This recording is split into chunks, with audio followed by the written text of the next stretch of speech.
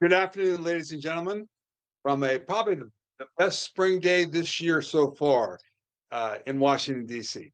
I'm Riki Ellison. I'm the founder and chairman of the Missile Defense Advocacy Alliance. We've been involved with it for 40 years, as we talked about it yesterday. This is our 95th congressional roundtable. We're back to back from our Israel discussion yesterday to this discussion today on missile and drone defense innovation in combat. And we are watching combat happen today in two places in the world, and we're seeing innovation being forced to happen. I think there is a reality that's hitting our country now, as we saw this morning, the Department of War put out the Brigadier General Matt Ross, the JAF 401, on zero policy on drones flying over any restricted area in this country. And that's a fundamental step in understanding what our gaps are and what we talked about yesterday on passive defense. And we're heading in that direction to deal with these type of threats, as we've watched Israel and its population do a hell of a job on passive defense and being able to protect themselves before the stuff happens, because they don't have enough capability to defend against everything that's coming at them. So that is part of what we need to do as we go forward, as the threat goes forward. In our country, especially the United States of America, we've won wars, world wars, cold wars, on our innovation, on our ability to innovate, our ability to take tremendous risk, and our ability to accept failure after failure after failure after failure to get that capability. And we can just go right at, I think World War II was won because of innovation and of Oppenheimer, Groves, and our ability to do something nobody's ever done in the world before to stop the World War. And I would say the same thing with the Cold War. After Sputnik flew, Schriever, U.S. Air Force, was able to train innovation in a solid rocket fuel Minuteman that stabilized and was able to eventually beat down the Russians in that war. So we're here today a little frustrated because we've watched innovation happen. 3 years of innovation that has been not made here, but innovation to come under the cost curve and the attrition of warfare, which is all going to come down to at some point, to be able to do cheap capabilities that was given not only to the United States, but given to NATO, given to all the nations to learn from. And yet here we are 3 years later in a war in Iran, and didn't take those lessons at all to be able to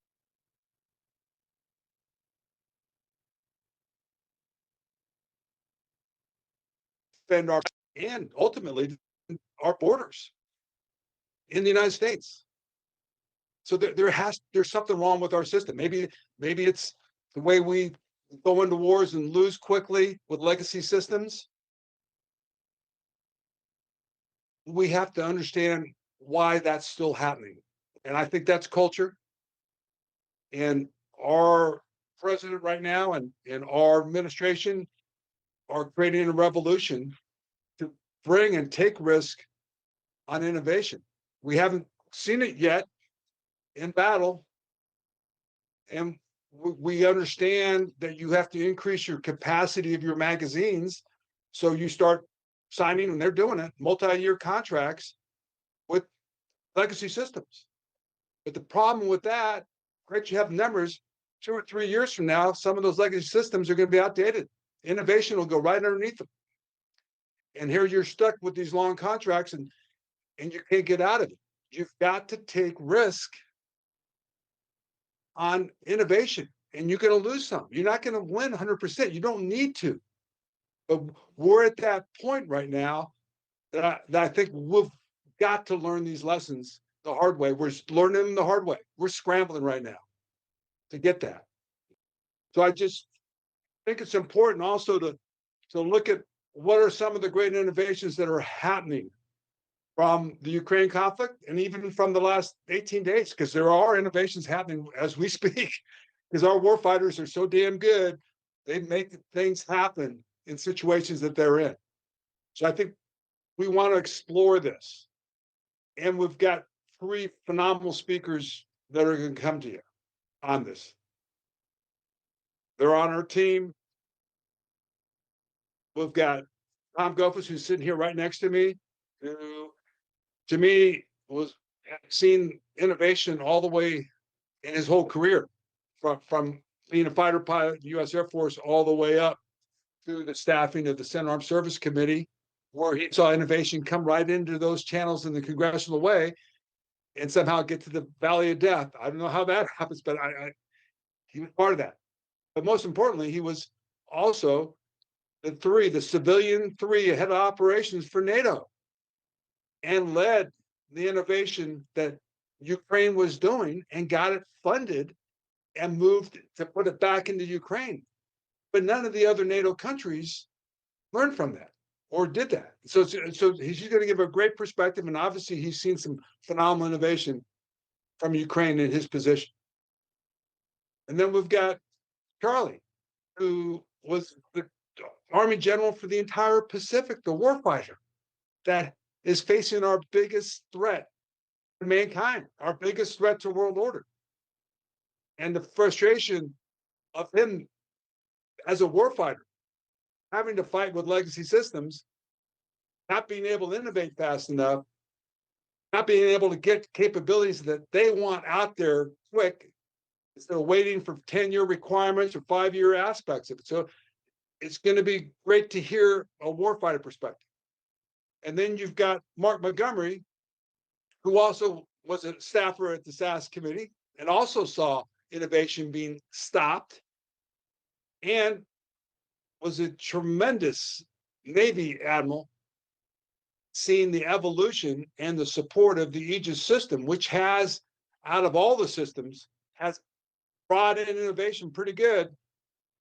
And so he's over there right now, and I believe in Lithuania, but he's involved with Ukraine in innovation that we're learning right now to put on our capabilities. So that's the intent of this discussion. And, we're unafraid.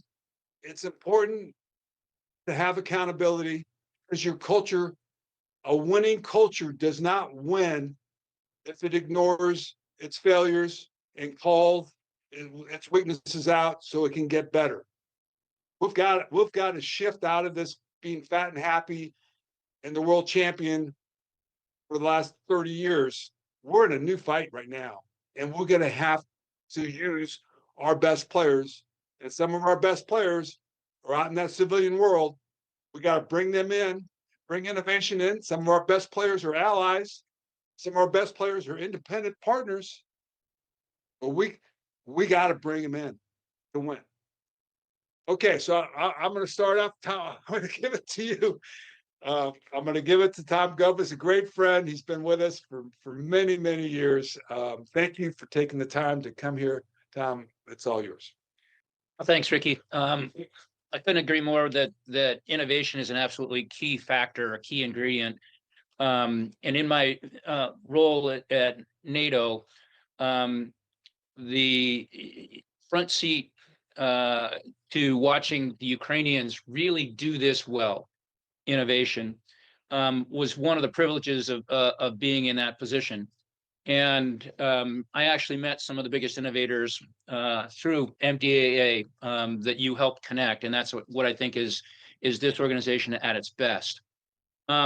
So one of the themes at the Munich Security Conference last month, and this was SACEUR, General Grinkovich. So Grinch said, look, we've been thinking about things in really short terms, that the war is going to be quick and lethal and done.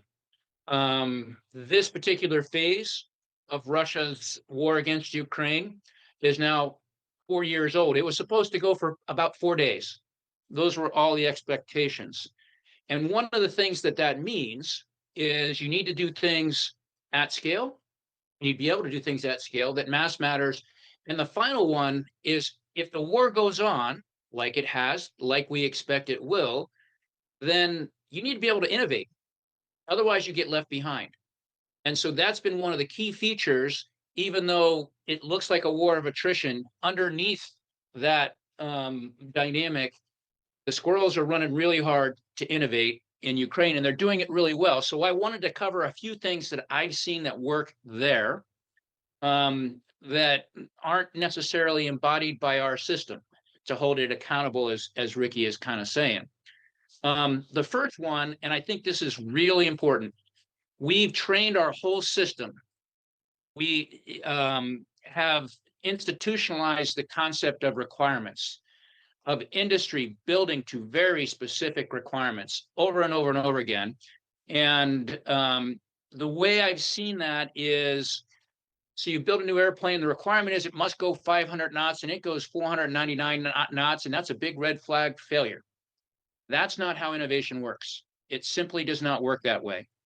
You do not define specific requirements. You define an operational challenge and let the really talented and creative people that are based in technology and engineering figure out how to solve it.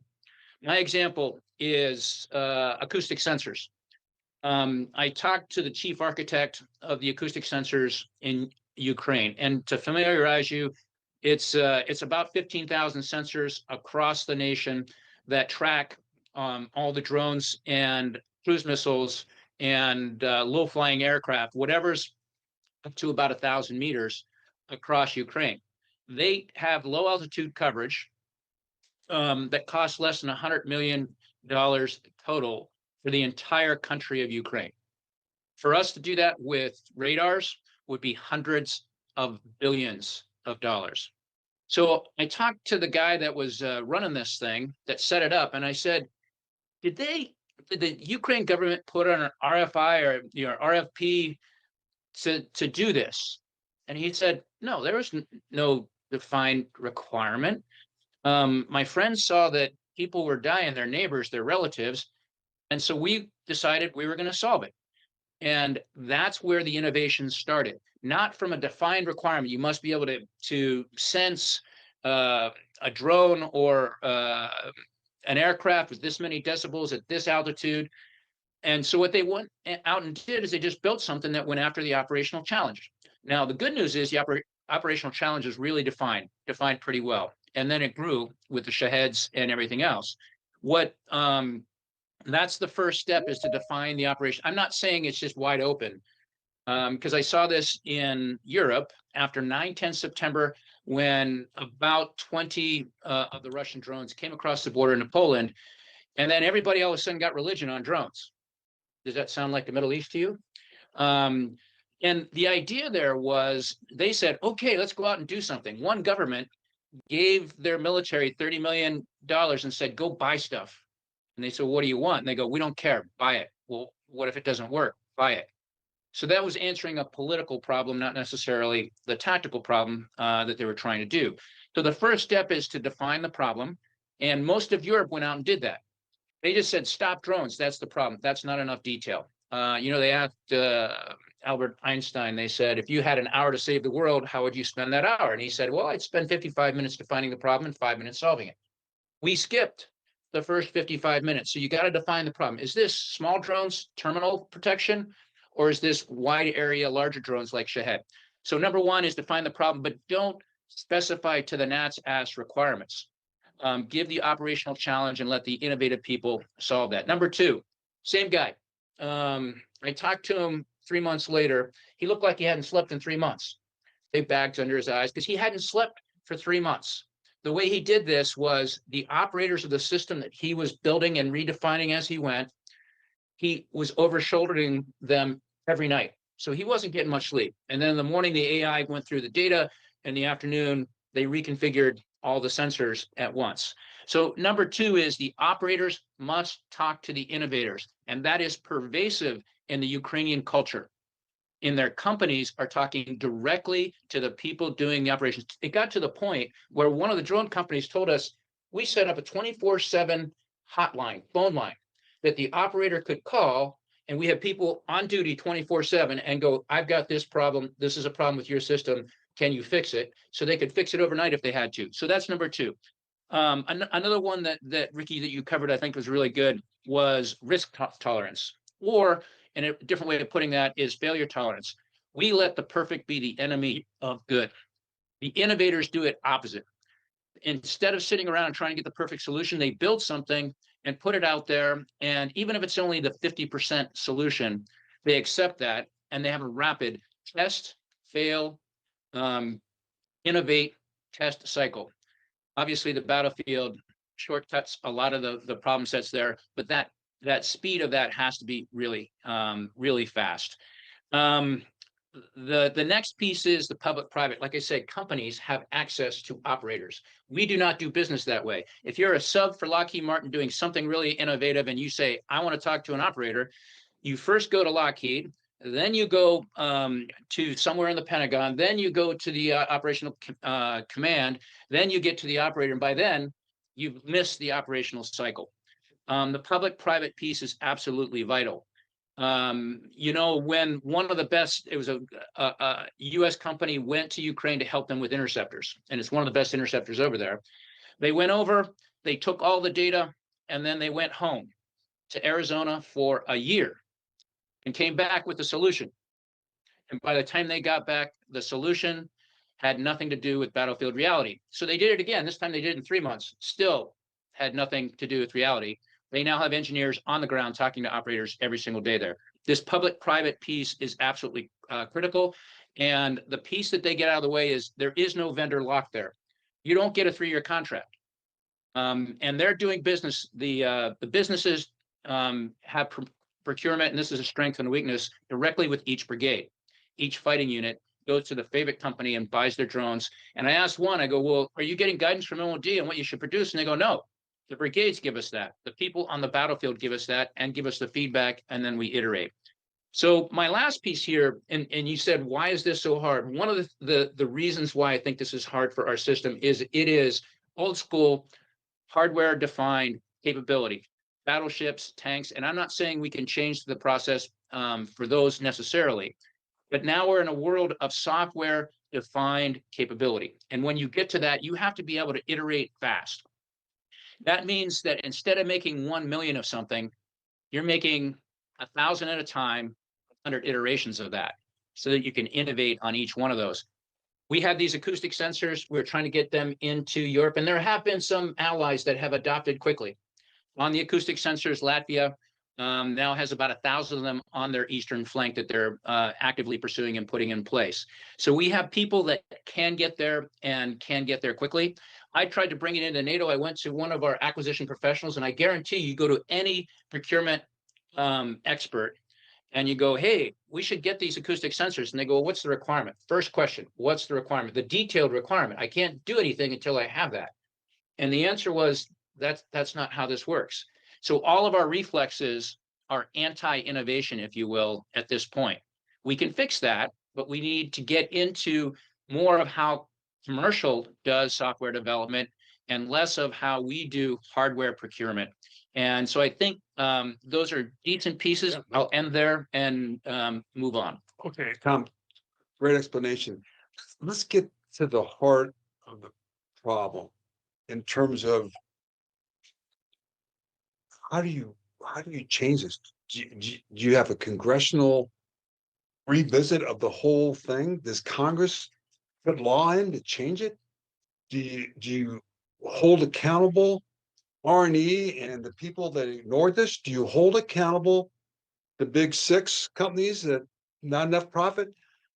How do you and from your point of view, we've seen it. NATO nations don't want to touch it because they don't want to pay for it, and they don't want to address it.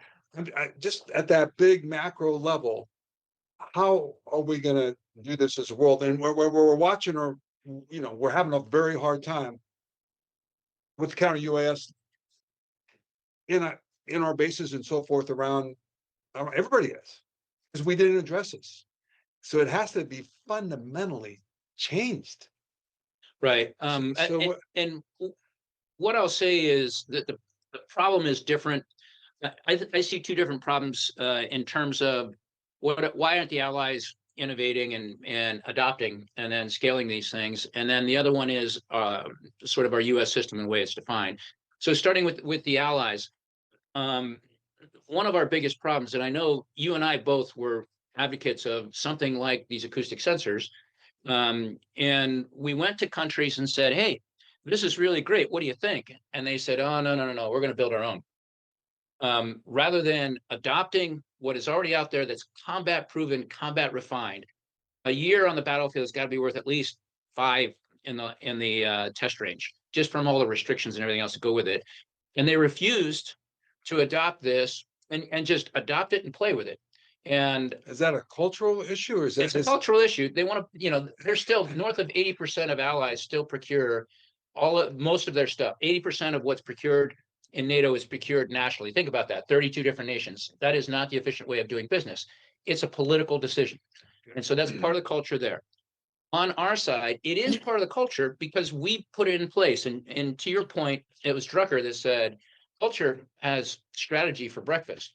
And I think culture has innovation for breakfast. Actually, that's part of what we're dealing with here. I'm a little hesitant on the congressional side. It'd be interesting to hear what Mark has to say about that. But I know he knows this is every time the armed forces would come up to the Hill and the senators would go, why are you guys going so slow? That was one hand. Not talking to their other hand is they wrote more regulations and more hoops that you got to jump through to do something like this. And we would never do business the way the Ukrainians do, which is a brigade talking to a singular company. It's part of the DNA that we've developed over the last 50 years, quite frankly, that we need to get past. And yeah, there could be a reset. I think we need to get better specifically at the software defined capabilities. There's going to be, you're not going to build, 1,000 different tanks, or at least you shouldn't. So I think, yeah, there's going to be some legislation. So you think we should have a Goldwater-Nichols Act? Do you think we should have an autonomous command? I mean, this go big because I think you're going to end up against someone like China with mass on mass. I mean, tremendous numbers, right? At cheap capabilities that are autonomous. We got to deal with this. Yeah. Well, the autonomous capability, or just even the unmanned system, that's the card the Russians are playing. They're creating an unmanned service. I asked the Ukrainians about this, and it was a chief scientist for their autonomous capabilities, really unmanned systems, and he had the opposite approach. So we need to figure this out. We need to study it a little bit. The opposite approach is it's organic to every unit. And that's the way the Ukrainians have gone. They have less top-down organization. The Russians are doing it the other way. I don't know how successful they're going to be because, as you know, if you create a service, sometimes they get ostracized by the other services for the way they do things. So I think that figuring out how to get our acquisition system focused on operational challenges defined, but not to the gnat's belly button. And then 2, figuring out how to let our operators talk directly to the innovators. And I've got a friend who works for one of the unicorns out there that when he started working about 5 years ago there, he described it as, I feel like a burglar trying to break through a window stealthily into the Pentagon to have any access to what I need access to do the innovation piece. And just last question. Besides acoustic sensors, besides automated machine guns or automated rocket guns, what's the best innovation you've seen coming out of Ukraine that you could apply to somewhere like the Middle East? Yeah, this is where we got to do a lot of learning. And I know there's a particular group there in Ukraine called Lasers Group, and they have, I won't call it doctrine. I'm not sure the Ukrainians do doctrine in the sense that we think of it as, a book with all this stuff written down. They really do evolution of TTPs. And the leader of this organization is on the Russian, top 10 wanted list because he's been so successful. That group in 2024, 2025 did about over $10 billion worth of damage to the Russian forces with drones. They've done things like put Starlink on the top of a drone to make sure that you've got secure C2. And the TTPs that he laid out a whole battlefield, 30 to 50 kilometers deep, 30 kilometers wide, and said, I need this many heavy, this many ISR, this many FPV hunter killer drones to clear this area and get after the bad guys. They've got a whole battle system like we do at Red Flag in the Air Force for their unmanned systems. That's probably the most innovative piece. It's not the individual technology, it's the capability when they combine them that has been the most impressive piece. And it's old school with new school, and I think you've got it right here. I'll just mention that, which is a helicopter shot down by 50 cal with help of the acoustic sensors sitting next to an F-35. I guarantee you, if they had F-35s, the Ukrainians would do better than we would at how does a 50 cal bullet and an F-35 go together to get the optimal solution. And I think that's what it's going to take in the Middle East to get what we need to do over there right. And I'm not talking about the F-35 necessarily as a weapons platform, I'm talking about as a sensor. So Yep. Great. Yeah, that was a great analogy. Thank you. Okay, Charlie, you got some big shoes to fill here, buddy.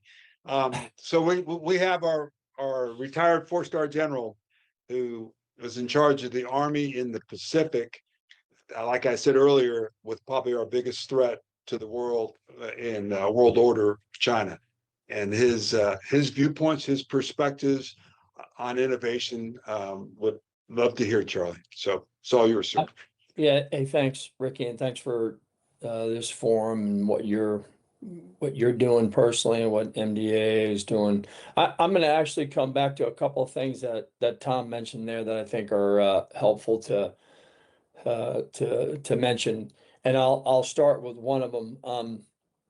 So, like, how do you do this? Well, first of all, in the past, it's been commanders, and then the programmers, the acquisitioners, the combat capability folks are somewhere else.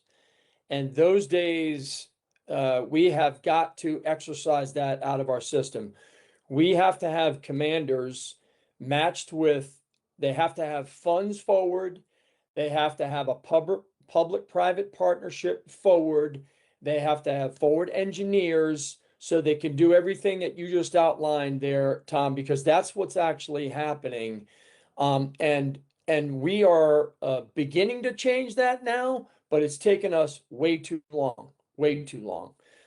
So that would be my first comment. It's no longer commanders and their units, and then the programmers, acquisitioners, and engineers are somewhere else. You have to have commanders, commands, you have to have funding, you have to have a public-private partnership, like on demand, and you have to have the engineers forward to be able to do those things. And we can't just leave it for a theater of war or where there's combat going on. It's got to be everywhere all the time, because even though you may not be in lethal contact, you are absolutely in contact out there. You're just in contact in the EMS, you're in contact in space, you're in contact in cyber, you're in contact in the information domain. So this is happening all across the world, not just happen in the two regional wars that we have going on here in Europe and the Middle East.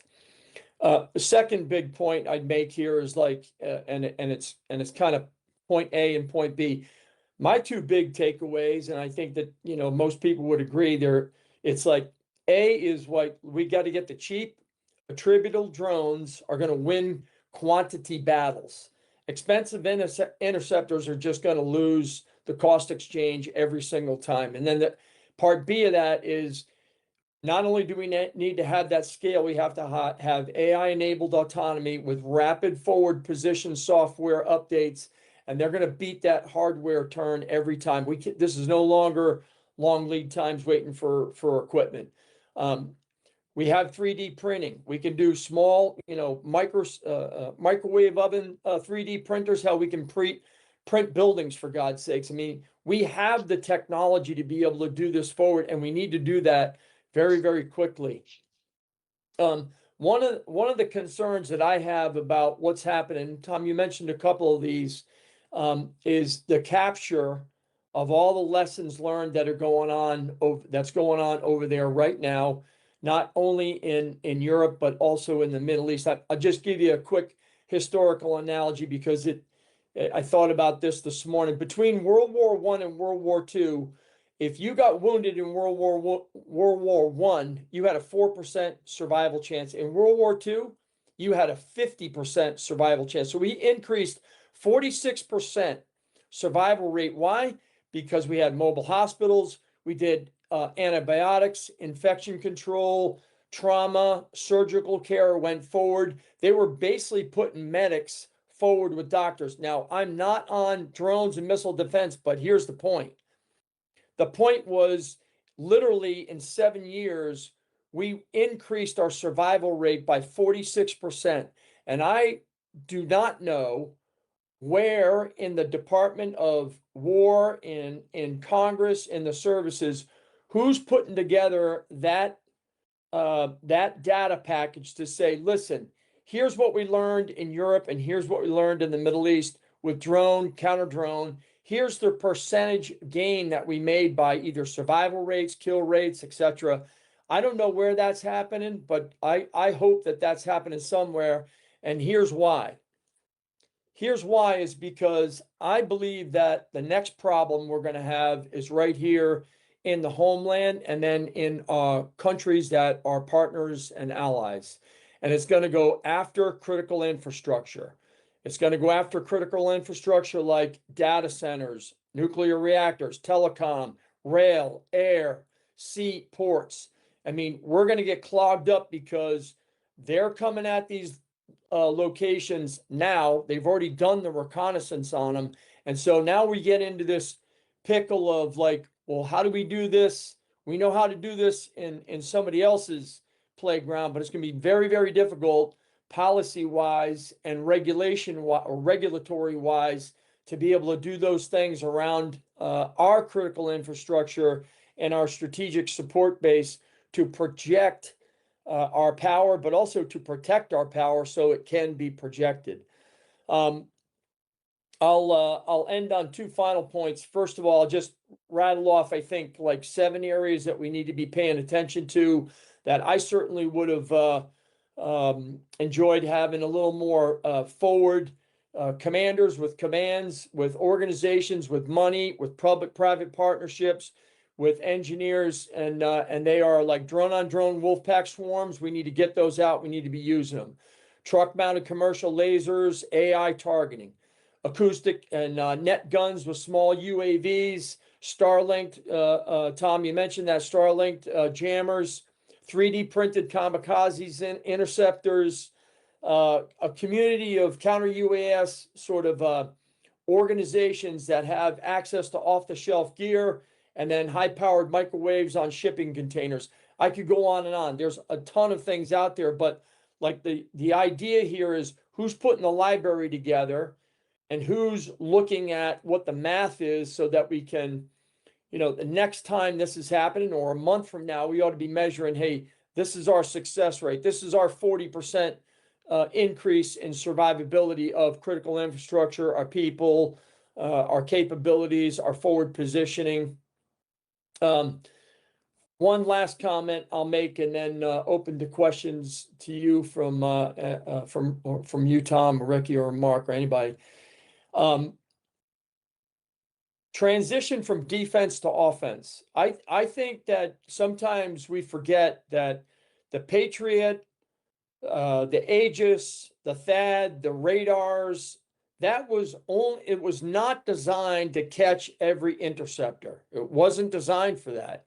It was designed to protect critical infrastructure, protect the CalDAO, but not knock down every rocket or missile. It was to enable you to transition to the offense. It was to defend, take a blow, but then be able to transition right to those points of origin or to those other locations of launch that you now could go on the offense to. And I think that sometimes we spend too much time thinking about how to stop every arrow coming at us, because that's impossible. And we need to be thinking about, okay, how do we absorb this blow, but then how do we go right on the offense and take all of that capability away? And this is the part where, we get a little bit of a debate, because proportionality isn't going to matter here. You have to be disproportionate. You're not going to be able to win unless you're disproportionate in the amount of violence that you put on your enemy or your adversary. And frankly, I think what's going on right now in Iran that's what you're seeing, is a disproportionate amount of violence that needed to be put against that enemy. Why? To put it down, to make sure that they break their will and they break their capability to actually generate a combat capability that could hurt us. So I'll Charlie, that was pause awesome. there. I'll pause there, Ricky, for questions. Yeah, Charlie, and I'm with you on that. I think introducing passive defense to this thing is huge. And we saw it this morning. Sure. But I want to go right at you, because the Army, this is their mission set over any other surfaces. Counter UAS, drone defense, missile defense is their wagon. Out of anybody else getting paid to do this. They've got all officers, generals, acquisition, they got everything.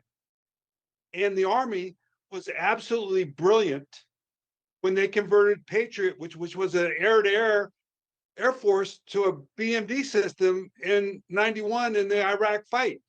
They were brilliant in the Stinger, creating the Stinger that beat the Russians in Afghanistan. Mm-hmm.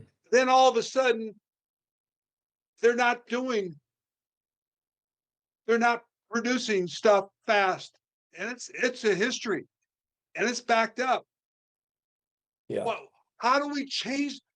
How does this, is it leadership? Is the culture so embedded of risk adversity, of doing what they've been doing all along, and all the jobs that are created because of it? Wow. Yeah. Well, Tom, I gotta think deal with this problem, man. It's not being dealt with. It's not. It's two part. So it's I mean, at the end of the day, it's a risk aversion, matter, right? Like, Congress is unwilling to take risk.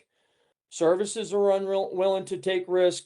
We've overregulated our training. I mean, the idea, because Tom put the left hand, right hand up about, in one hand, they go, why do you go so slow? And the other hand is writing the regulations to say, slow these people down. Like, we can't, God forbid we give money to Flynn as a commander forward, and he wants to fly these UAVs and print them in 3D printers and fly them in a foreign country. I mean, they absolutely lose their minds.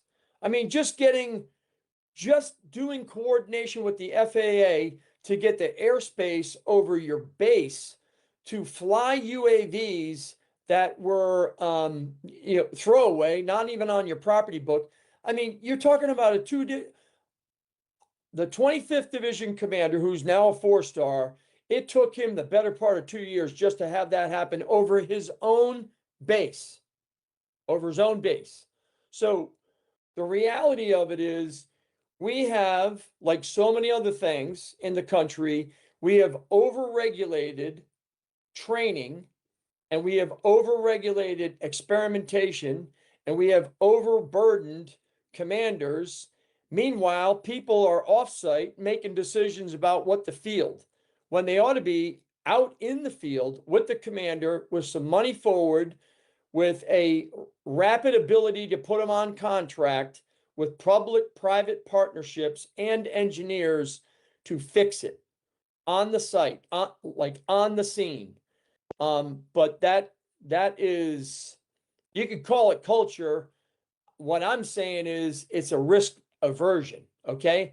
And it's pervasive. It's everywhere.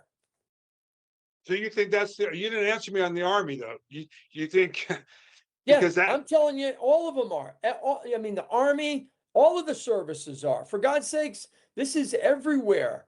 I mean, so Charlie, Tom, how do you Tom's change it? decision on left, right hand, that's Congress saying, How do I'm you not change gonna. it? How do you change this to get it to where Tom and you want to take it? Well, I mean, What does that I take? think the secretary and his team are trying to do that right now. They're trying to do that right now by pushing, they're changing the acquisition community. They're pushing these folks forward. I mean, what I haven't seen is money go forward into their hands. Like Tom, what did you in Ukraine? They've got money out with the commander, and the commander's changing right there, software, hardware, employment, deployment. He's doing attack, defend, countermeasures, and he's doing it in real time. Well, you know, and they'll say, well, we could only do that in a combat zone. My point is, I would have loved to do that out in the Philippines. I would have loved to do that in Australia. I would have loved to do that in Guam, Japan. Pick a country. But we're overregulated. You can't do that. You can't do that. You get in trouble. You go to And we jail. didn't learn that from Ukraine, which we saw 3 years ago, and now we're No. suffering from that in our bases and so forth in the Middle East. No. This Ah. is like, I'll give you an example that's, like, why were we surprised by EFPs in the Middle East? Why? Well, because we didn't do the intel collect on it, and then we didn't plan for a different type of an IED to be fielded into the combat zone. But we got surprised by EFPs. They didn't come out before IEDs. They became out as a much, much more lethal form of an IED. So you see the changing that's going on right now. That's my point to the early one is who's out catching all this stuff? Who's out there from the United States and the US military and Congress going, you know what? We are not going to have this happen again. And the only way to overcome it is to almost take a model of what Tom described by what the Ukes are doing is they got money forward with commanders, they got a public-private partnership, and they are changing stuff forward in real time. But what we can't do is wait for the war to happen to do that. What I'm saying is it has to happen every day, everywhere across the world, and we better start doing it inside the confines of the continental United States, Hawaii, and Alaska, because they're coming there next. Okay, thank you. Thanks, Charlie. All right, Mark. We got Mark to come in now from Lithuania. Mark, I know you're going to have some good insight on this discussion. Go ahead, bud.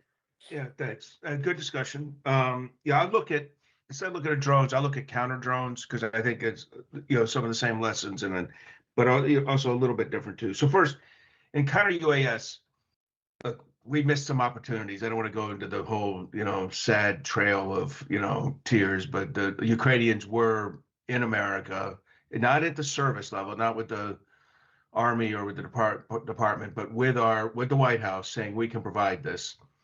And I think a combination of the White House not really wanting to work with Ukraine and offer them, thinking that they would then be, somewhat beholden to providing something back to Ukraine.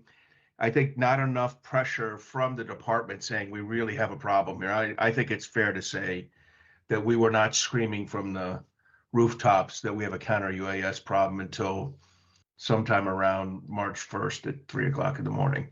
And then we were screaming. Somebody's going to need to study that. I think it's in the rearview mirror, and let's talk about what you have to do going forward. Okay, on counter US, the first is we really got to define the requirement. I think C.D. O'Donoghue is leading this for the military, and being that he is right adjacent to a nightly display, and he has petrified partners all around him, particularly to the east of him in Eastern Europe, and he's been working hard on this. I will say, people are watching what's happening in the Middle East and are traumatized.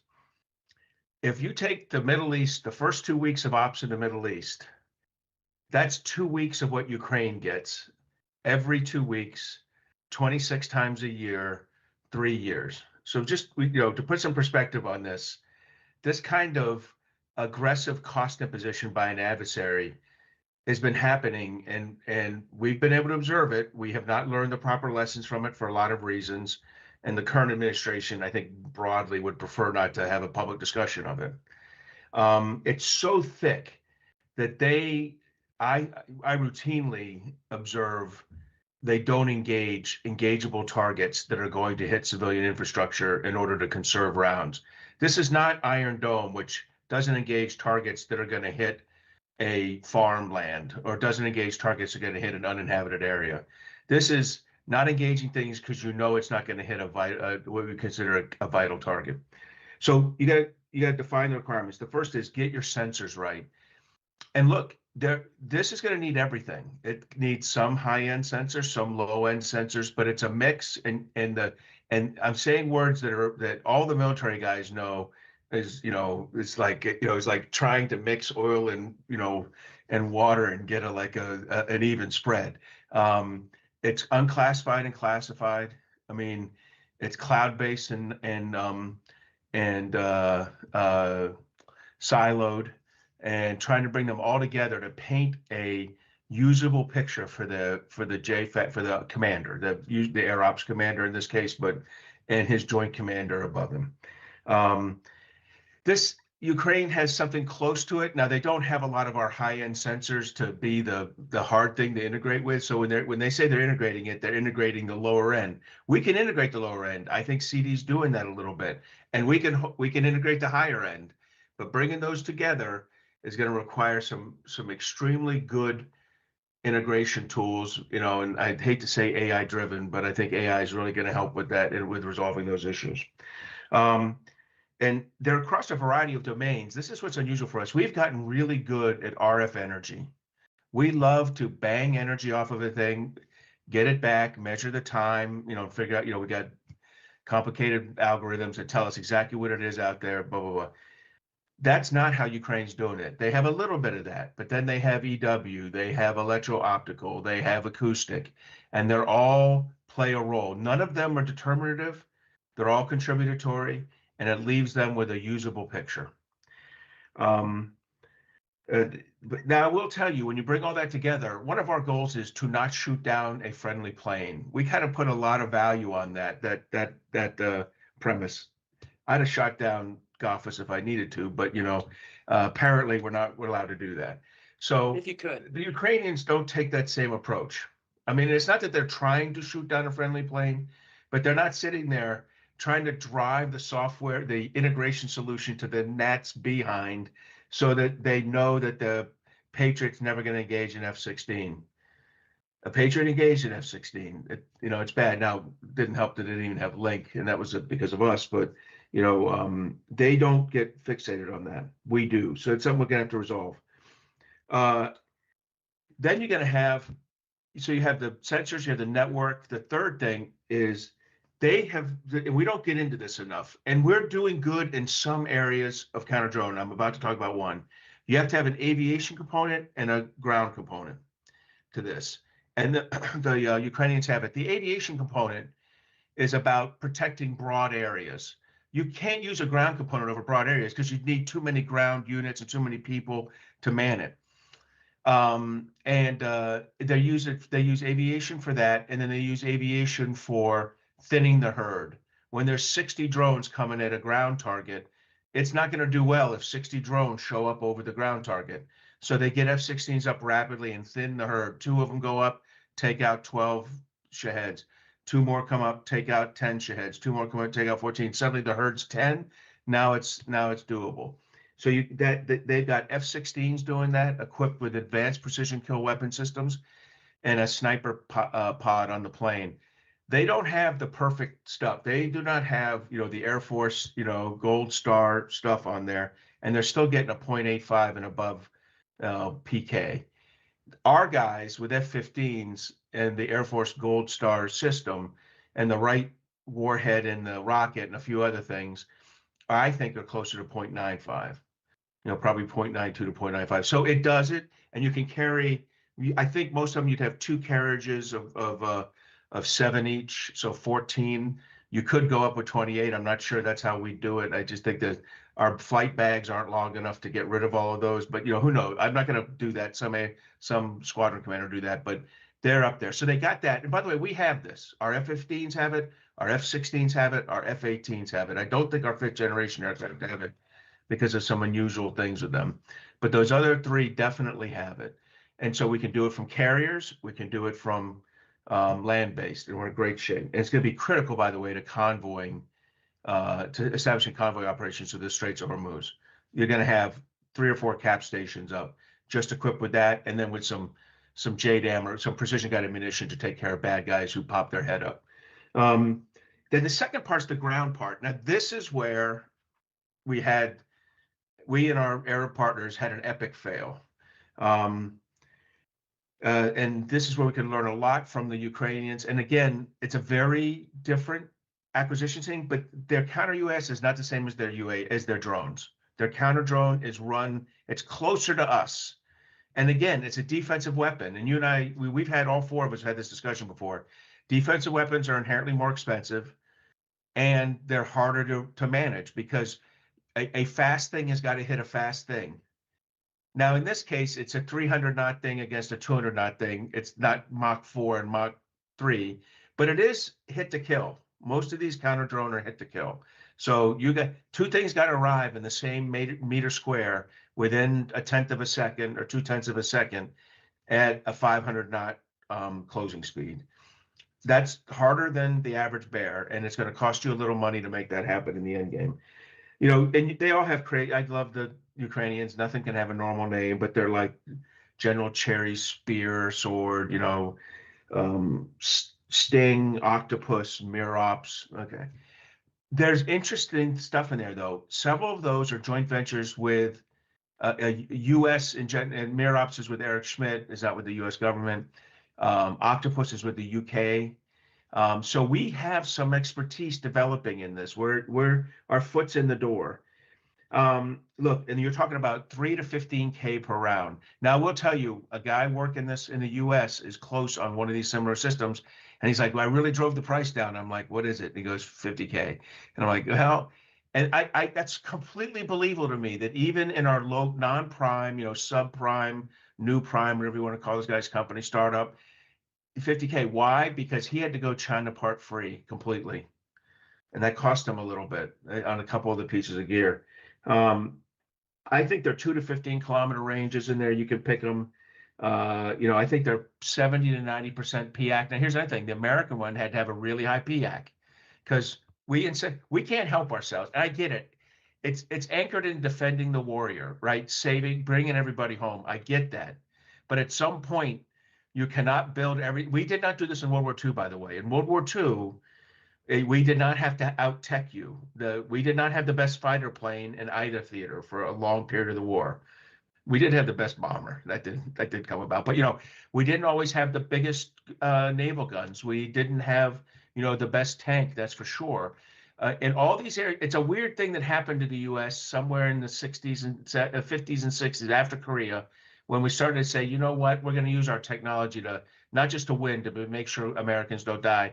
Now, the problem with that is it leads to these PKs that are 0.95. And then when a guy thinks he's winning with a $50,000 counter UAS, that's a big thing to fix, Riki. I cannot I just thought about that whole historical perspective while I was talking with you, but that's a big deal. And it really drives a lot of this. By the way, that explains our whole defense industrial base.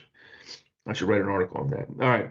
And then they're 200 to 250 knots. Now, this is a problem because the Russians figured this out, and they've taken the Shahed. They made it what was called a Geron 2 with a lawnmower engine. They've changed the lawnmower engine to a rocket. Now, that did take the Shahed 2, the Geron 2 from about 40,000. They're already more expensive than the Iranian ones, to I think in the almost 200,000. Now, the good news is if you can figure out to counter drone that with something that's 10 or 15, you flip that cost curve even deeper. To me, that's important. Now, how do they get this done? They have an ecosystem called Brave One that builds drones and counter drones and other defense tech. But it does is it helps companies out as they get started, gets them integrated with U.S. They just, in fact, swung through 4 cities in America over the last week, I think looking for venture capital. But remember, even in Ukraine, these are more expensive defensive than offensive. It's like 4:1 here. Probably the same for us, but our 4:1 on a much, much higher denominator. Now, you asked earlier, why is this all broke? I gave you one good reason, which is that we put a incredible premium on our weapons working in a way that protects our people in a very high PK. But then we do have 4 other problems, and they're called Congress, the services, the Department of Defense, and the Defense Industrial Base. In that order, too. I would not put the Defense Industrial Base near the top of this problem. They are genuinely reacting to our stupidity. The Congress will not let a program die that's in their district, period. I mean, I've seen 1 or 2 die, and it was like 4 senators pinned down 1 senator and beat him to death, and so, that is not, so Congress has, and a second thing is, that's a bad Congress. A good Congress also has a problem, which is, and Tom and I both had the same job in the Senate Armed Services Committee, where we would write brilliant legislation that said, do a multi-year buy of this weapon system. And the appropriators are like, why would I do that? I give up control of the money year to year. I don't want to give the government 5 years. Now, we finally got so badass broken that last year they authorized 7 different multi-year buys. And to the Trump administration's credit, they took advantage of it. They bought, they basically put the full order is not in, but 7,000 Patriots, I think. Several thousand THAAD. They took the Patriot line from 600 a year to 2,000 a year. They took the Tomahawk line from a couple hundred a year to 1,000 a year. They did the same with AMRAAM, SM2, SM3, SM6. Those ones weren't as good as the Patriot THAAD ones. Those are the 2 premier ones. But all of them, the appropriators had to finally give up the thing. But Congress has been a problem. The second one, I know I'm late on this, but the services, they too, it's hard for them to part with the program, and it's hard for them to admit they failed. These are type A personality, general officers and senior executives for the most part, who just can't believe they failed. So we give them more money and more time, and they don't fail. In the meantime, the taxpayers get failed. OSD, they don't make hard decisions about what a COCOM says. When a COCOM says he needs 100, OSD will allow the services to explain how 10's okay. And it's too, at some point, the functional component commanders generate these things to the COCOM, the Army, Navy, Air Force. And this number is not pulled out of anyone's backside. It is incredibly war gamed, and then it's treated like it's a random number generator that the services can play with. So Department of Defense does do a good job. Finally, Defense Industrial Base, they do, because they can't trust us, they make risk management decisions that make things cost more and go slower. But again, because they can't trust us. And one fact I think I want to throw out there, there's a Reagan Institute just did a survey, and there's a shocking number in there. I assumed that the big 3 nuke companies like SpaceX, Anduril, and Palantir had 5 or 10% of our procurement budget. I was surprised to learn they have 0.5 or 0.6%. They are the big 6 are still 99.3% because there's a couple other small startups in there. That's a shocking number, Riki. It means that we're still buying from Lockheed, Raytheon, Northrop. Now, I will say this, and you don't get to read this enough in the paper. Lockheed, Raytheon, Boeing, and Northrop, and Harris, whoever else is in it, have been kicking some serious ass for about 17 nights. Our weapons have been working. The F-35 has been good. Where we haven't done well is where we did not have a weapon. So, I'm going to give, not everything's perfect. We're going to get lots of reports of things that didn't go perfect, but things have gone, we need to take credit where credit's due. And so every once in a while, you got to remind that, you got to say out loud, the Defense Industrial Base does produce a product that imposes cost on enemies and protects American warriors. Where we didn't have a requirement and we didn't have a product, we did get punished and lost a few people. All right, Riki, I know it went a little longer than normal, but I wanted to talk. Hey, you're awesome, Mark. That was great. But what's the solution? You told us those 5 groups. How do you change all that? Okay. How do you do we that? can't do what they do. I love, Tom explained and I was with their their last minister of defense was not the last one, he's in trouble. The one before him was here with me in Lithuania, and we were talking about it. He's the one who set up the program where the battalion, within a brigade, there's a battalion kind of 3D printing and making it. And they get rewarded. The better they do, the better they produce, the more cash they get access to. We can't do that. We generally don't run businesses within military organizations. Stuff can go wrong quick, right? And we What just have a can we different. do, Mark? Well, What can we do to change? What we can do this thing? is use bishops' funds a lot more. In other words, say, here's your 2 or 4 billion, and you're seeing this. By the way, the reconciliation bill for 2026 was written this way. There's at least 15 programs in there that are like 2.3 billion for doing something, making an effect. That money can then be used very, I don't say loosely, but flexibly and with great agility by the department to allow things to happen. And then, of course, the most important thing, and both Charlie and Tom mentioned, we've got to say to program executives, especially small program executives, you can fail. When you fail, you're back in the saddle with a new program the next 3 months later. Now, if you fail twice or 3 times, we're going to have a discussion with you. But startup companies in the non-DoD, non-DIB world have 60, 70% failure rates. Not the defense industrial base. As I said, we're like 99.3, and we sacrifice someone to the ghost of Nunn McCurdy once every 3 years. And each service takes their time at that altar. So once every 10 years, you've got to do that. The other thousands of programs percolate along over budget, delivered late. So I think it's coming up with a system where you reduce the risk by saying the money doesn't belong to the service. So the service doesn't feel like, PEO, you're going to succeed. I'm going to slip you some other money to get you across the finish line. No, you're given the money, you work or you don't. By the way, you have to have 3:1. What I mean by that is if you need one of something, this isn't, where what happens right now, which is, well, we need one air defense. So we need Patriot, right? We're just buying Patriot. This is 3:1. You go, hey, 3 companies are out there, low cost, starting up. Let's see who does it. We'll drop 2. The favorite weapon you and I have talked about in Ukraine, or Tom and I have talked about a lot, ERAM, extended range attack munition. 10 small companies and 6 medium-sized companies bid on that. That's fantastic. 2 got picked. They didn't just pick one. Lucky they picked 2 because one of them beat the other one like a drum and actually getting the full, low rate initial production.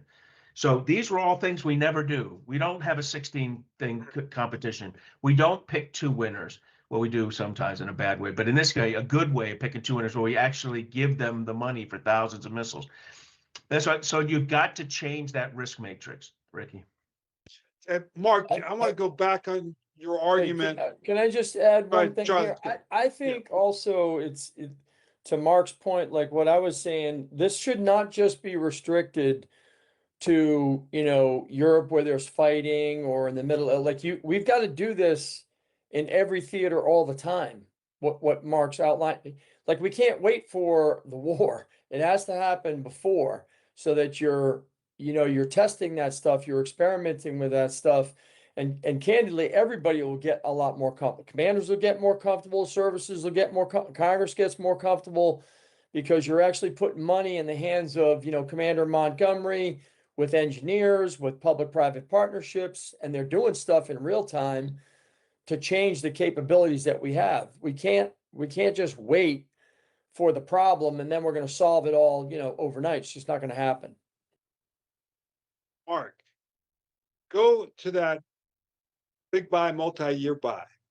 So you believe in that, even though those technologies may become extinct, or you can get much cheaper way of doing that. That's going to happen. You know that. That's just the way life is.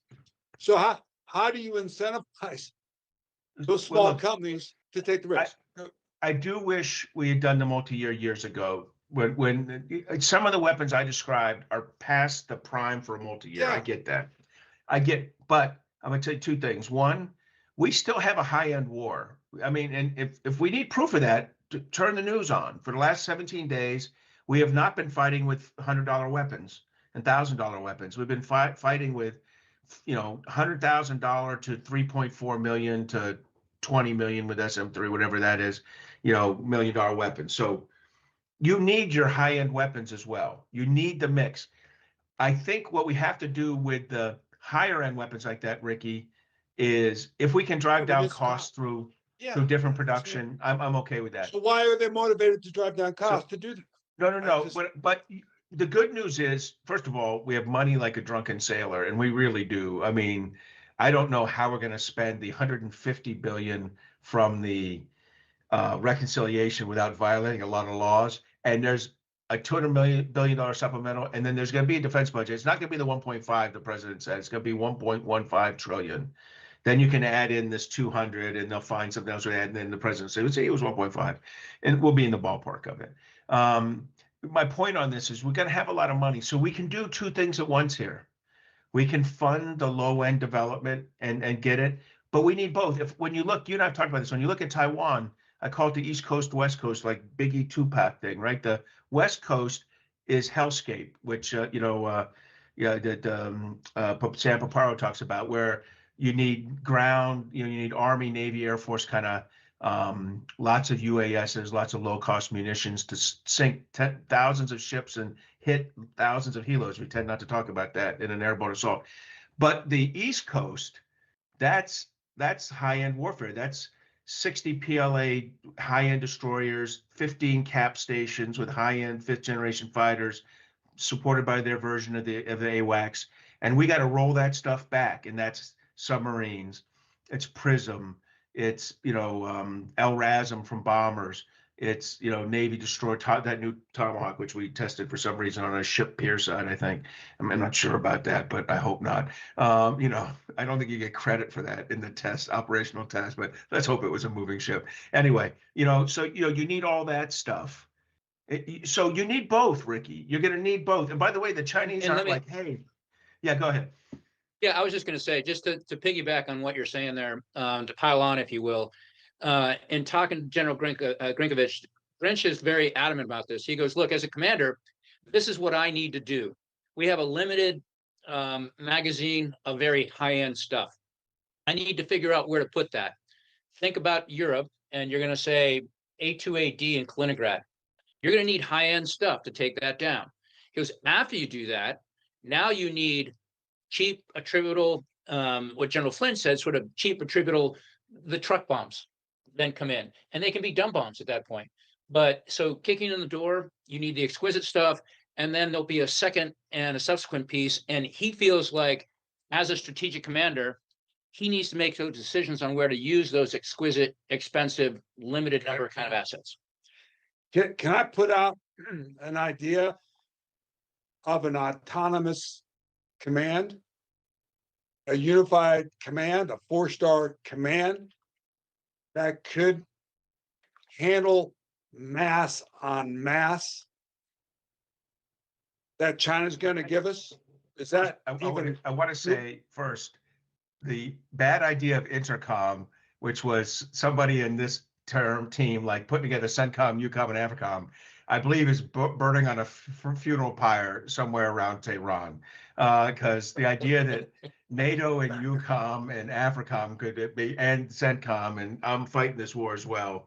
All of us, every one of us who'd been a general officer in the joint world was like, that's not going to work. But luckily, we went and proved it for ourselves. Break. I don't, Riki, we do. Command is command, and it's really hard to say you have this and there's this other. If Ty were here, he would have backflipped out of the room because he protects the Air Force like Air Force Command and Control like it's a child, right? But and I agree with Ty on this. I think you got to integrate this into the ground component commander and the maritime component commander and the air component commander. And you know what? Those dudes figure stuff out. I'm not sweating that, Riki. I'm not. The good news is sweating that fight with China that's going to come at massively. I'm sweating the fight, but not command. I'm not sweating who's going to fight that fight? Who's going to do it? One of those that's services? A different issue. Okay, you want to know that's a fight. Believe me, that's a 7-year issue that Charlie and I were deeply involved in and painful, and we hate it, and it should have been fixed. But I'm not going to then complicate that by saying, in addition to those other things, I'd like to introduce the counter UAS commander to you. You bring him in. Plus, we want to integrate this. If we want a battalion commander, a brigade commander to be fully embracing every UAS tool available, make him own it. You know, if it's in his domain, she or he own it. You know, Was and is they Golden got, Dome part of this now? Is Golden Dome part of this? Okay. They don't have the offense, So, but you want to just, do you have any other crazy things you want to just throw on top of this? Because, you know, space comm, I mean, you know, is Star Trek coming in? No, I He's mean, just- Charlie, so- come here, miss. His cargo Yeah, so- pocket. yeah, so I got to go in 7 or 8 minutes, but I'm going to just Yeah. take this on because you're pissing me off. Is Golden Dome part of it? Golden Dome will integrate into a combatant command or into multiple combatant commands, because I think there's a defend forward part to it that will be shared, but because elements will be ground based, and you can't, you know, Northcom's not going to be able to like negotiate a deal with the Japanese for a radar. PACOM, Indo-PACOM's going to do that. Same for Grinch, same for Brad Cooper out in CENTCOM. So yeah, we need to let the system work. The system, the command and control system is not what's broken broadly. Requirements are broken. Things. I do think we need to figure out how we're going to fight the joint force in the Taiwan scenario. I think it's complicated by loss of, the Honolulu's not as close as we think. And this isn't like Brad Cooper fighting it from Tampa, because the enemy couldn't take that system down. The Chinese enemy, and I think the Europeans, which, by the way, Grinch is in Europe, and he'll be in Europe for the fight. We have to figure out a 4-star with trusted, could be PACOM, could be one of its components, probably needs to be permanently forward. And I think we were struggling with that for a while. You know, Nimitz had to do this. He had to leave Hawaii and move to Guam. You know, Charlie, and, you want to chip in on this? I mean, well, let me go to the earlier one. I mean, I on autonomous command, I mean, everybody has got to be thinking about autonomy, AI enabled systems. And I think this is the wisdom of the crowd kind of thing. I think you're going to get a best idea from multiple commanders with multiple threats in multiple theaters looking at this with industry right next to them. I think the value of having a little liquidity when you're forward and having some cash with a commander and bringing, experimentation and exercises together at the same time, all the time. I think there's a ton of value in that, not just for the command and commanders and capabilities, but for technology integration. It'll change organizations, it'll change concepts, it'll modify plans. I mean, it's probably the modern way of doing in stride wargaming of your plans, because you're bringing these capabilities while you're out in the fight. And we can't, we can't be doing the wargaming back there. I'm for all about wargaming, because without wargaming a plan, you don't really have one. So I just think having that stuff forward and being able to test it out as far forward as you possibly can is really good. I do think Mark makes a very important point, though, about position of the command and the commander in these like really, violent and challenging fights.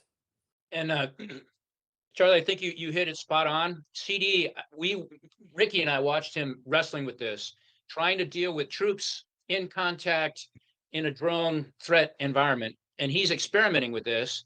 And to your point, he's running a bake sale, trying to find enough money, tens of thousands of dollars, to be able to enable him to do what he needs to do. So that's one. Two is, That's I don't because think he's in the army. He doesn't have any money. Well, that was one of my last efforts as I shoved off of the NATO pier, was to try and get him some NATO money, so that he doesn't have to spend half his time begging for funds and half the other time spending them, to your point. So I do think commanders enabled is something that we need to do, that, funding and not that, to Mark's point, not that Ukraine is the end all be all and we can't always do business that way, but every one of those brigade commanders has 2 procurement officers, one that goes up to MOD to get 155 rounds or whatever the hell they need that MOD can provide them in Ukraine, and one that's down and in, that's dealing with these individual companies to do that. To the autonomy point, to your point, Riki, I don't think CD wants help from an autonomous 4-star. That's not what he wants.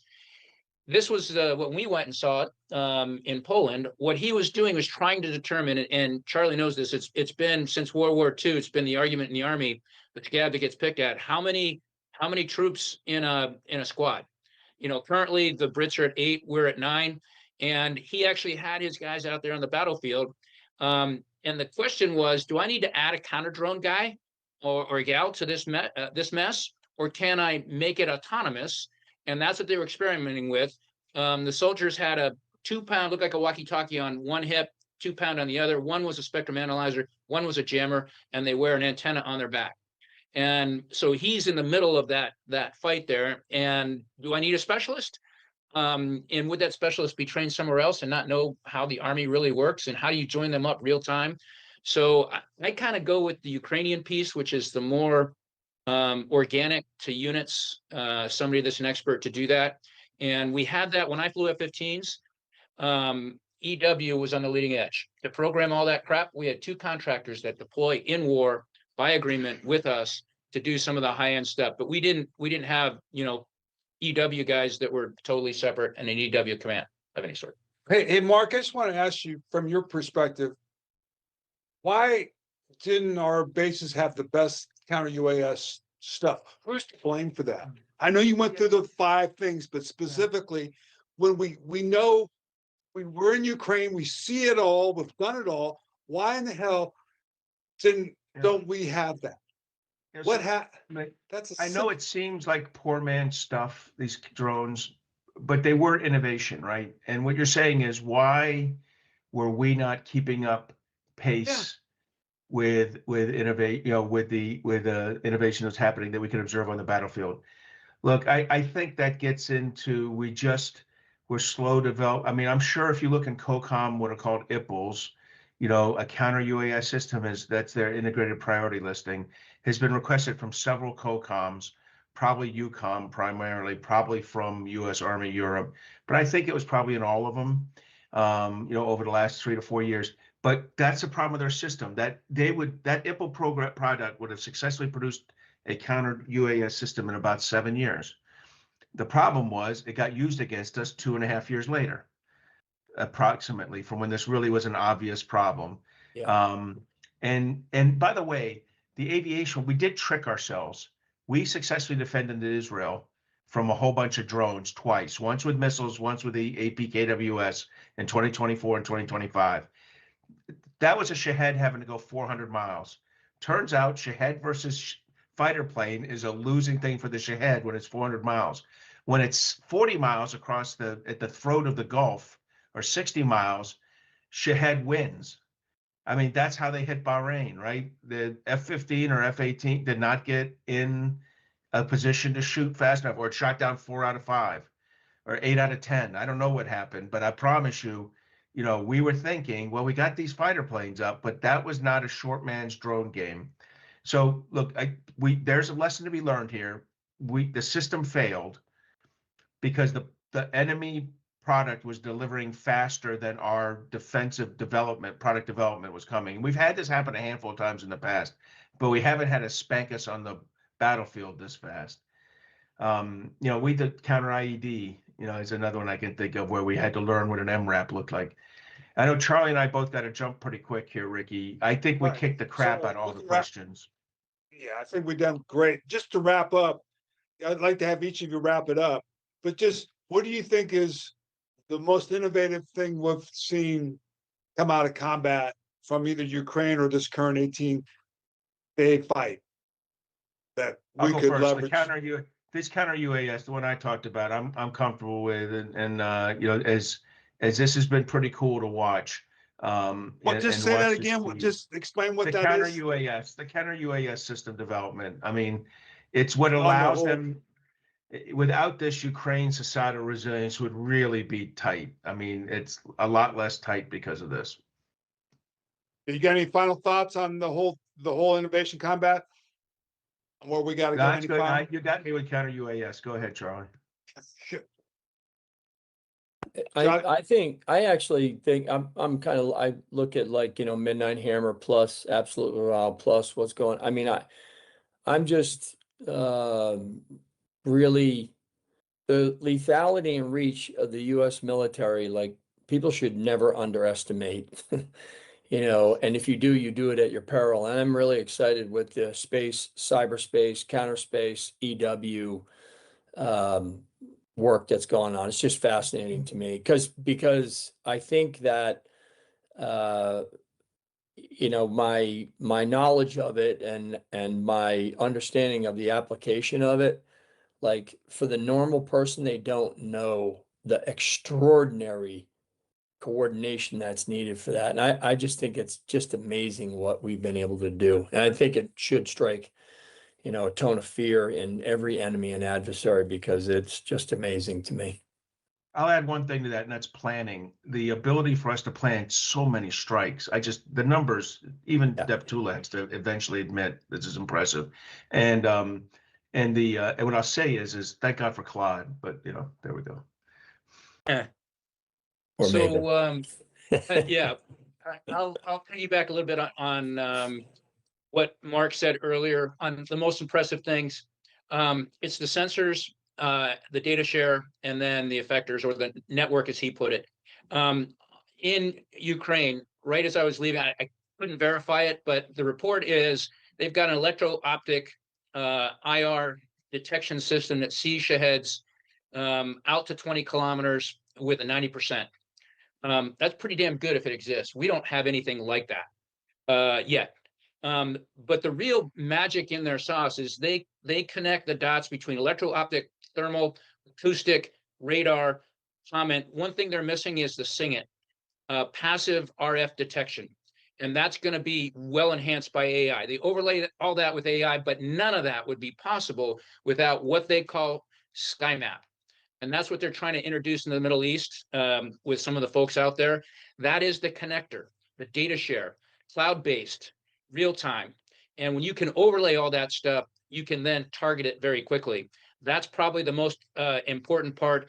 And honestly, I know it's really complicated to get to this point. Innovators must talk to operators.